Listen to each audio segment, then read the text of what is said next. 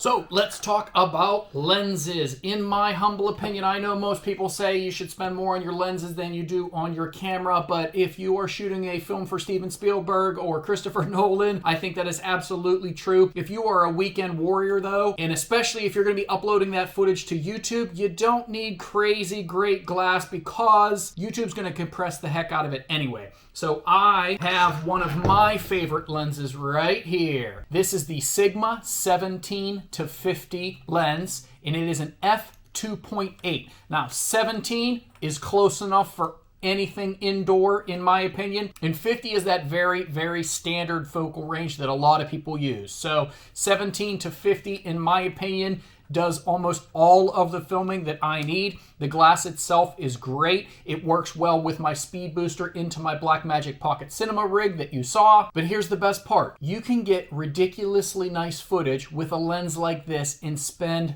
a tenth of what some big cinema lens would cost you.